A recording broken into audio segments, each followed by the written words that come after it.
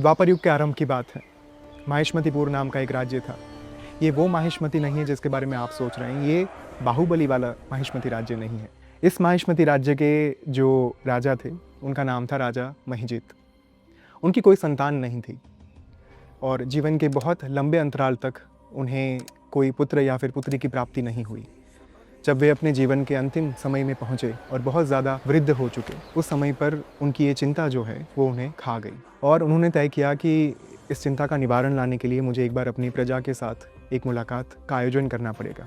तो उसी के चलते उन्होंने अपने पूरे गाँववासियों को, पूरे राज्य की जो प्रजा थी, उन्हें आमंत्रण दिया, अपने यहाँ पर बुलाया।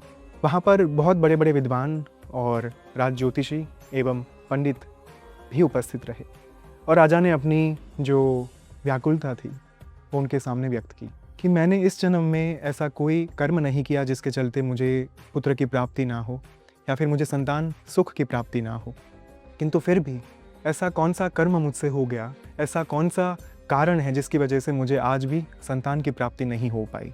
मैंने अपनी प्रजा को अपने पुत्र की तरह संभाल कर रखा, सभी की सुख सुविधा का ध्यान रखा और जिन्होंने भी अनीति करने का प्रयास किया, जिन्होंने भी कोई अपराध किया, वो प्रजागण चाहे मेरे पुत्रवत ही क्यों ना हो, फिर भी उन्हें जो निश्चित दंड देना चाहिए वो मैंने अवश्य दिया। ना ही मैंने अपने राज्य में कोई अन्यायपूर्ण कार्य किया, ना ही कोई अनीति का प्रयोग किया। उसके बावजूद ऐसा क्या हुआ जिसके चलते मुझे आज तक संतान की प्राप्ति नहीं हो पाई। तो यदि आप में से किसी को भी इस प्रश्न का उत्तर प्राप्त हो, मेरी इस व्याकुलता का उत्तर प्राप्त हो, तो आप मुझे अवश्य बताइए, क्योंकि मैं चाहता हूँ कि ये राज्य मैं अपनी मृत्यु से पहले एक ऐसे हाथों में सौंप कर जाऊँ जो हाथ अपने आप में सक्षम हो, सामर्थ्यवान हो और जो मेरी प्रजा को मेरी ही तरह सुख सुविधा में रखे, संभाल कर रखे और अपनी संतान की तरह उनका ध्यान रखे। तो इतना कहकर राजा ने सभा को खारिज कर दिया। जो प्रजा थी अपने राजा के लिए बड़ी वफादार थी और उन्होंने अपने अपने तरीके से अपनी क्षमता के अनुसार इस प्रश्न का उत्तर ढूंढना शुरू किया। तो उसमें से कुछ जो विद्वान लोग थे उन्होंने तय किया कि हम जंगल में जाएंगे और जितना हो सके उतना महानुभावों से, विद्वान से, संत महात्माओं से, साधु से मिलने का प्रयास करेंगे ताकि उनसे इस प्रश्न का उत्तर प्राप्त कर पाए और उन्हें हमारी राजा की दुविधा के बारे में बता पाए। तो इसी के चलते जो प्रजा थी अपने सामर्थ्य के अनुसार जंगलों में जाने लगी। विविध ऋषि मुनियों के वहाँ पर उन्होंने अपना निवास बनाया। इतना ही नहीं, वो जहाँ पर भी जाते थे उनका प्रयास हमेशा इतना ही रहता था कि हमारे राजा के लिए हम कुछ कर पाए। तो उसी के चलते एक बार कुछ लोगों का समूह जो है ऋषि लोमश के वहाँ पर पहुँच गया। ये कहा जाता था कि एक एक कल्प के बीतने पर उनके शरीर के एक एक लोम जो हैं वो अलोप होते थे, जड़ जाते थे। और इसी के चलते ये मान्यता थी कि लोमश ऋषि जो है वो अनेक युग देख चुके हैं, अनेक कल्प देख चुके हैं, अनेक मनवंतर देख चुके हैं और वे भूत भविष्य वर्तमान का ज्ञान रखते हैं। उनकी तपस्या, उनकी साधना इतनी प्रबल है कि वे बड़े बड़े साधु संतों को और बड़े बड़े महात्माओं को भी वरदान दे सकते हैं।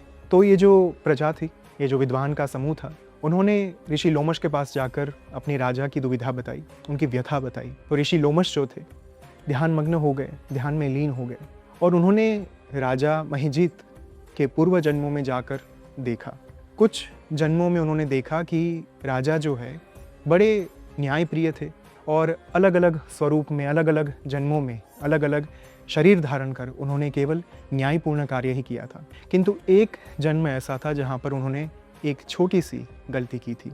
तो एक जन्म में वे धनहीन वैश्य थे, यानी कि व्यापारी थे और जगह जगह पर जाकर, देश देशावर जाकर, अलग अलग गाँव में जाकर अलग अलग व्यापार किया करते थे। तो उसी के चलते ये जो व्यापारी था एक बार एक गांव की सीमा पर आ जाता है जहां पर उसे छोटा सा तालाब दिखता है।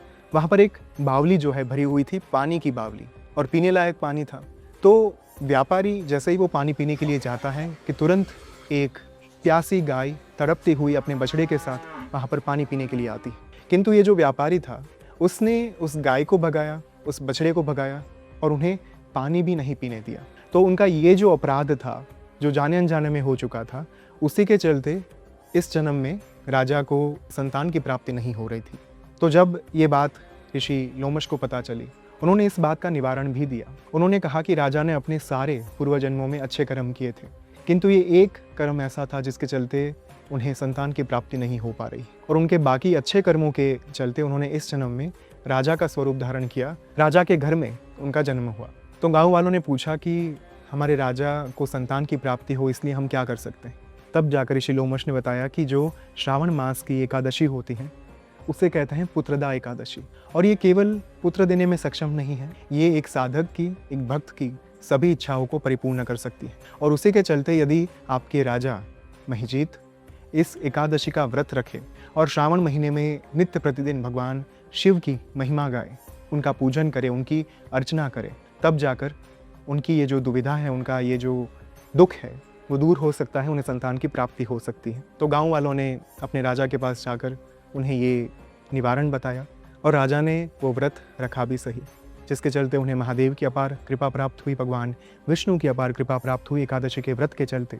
और इसी कारण उनके घर में एक पुत्र का जन्म हुआ और आगे चलकर ये जो एकादशी है उसकी महिमा बहुत विख्यात हुई। तो ये कथा हमें प्राप्त होती है पद्म पुराण से।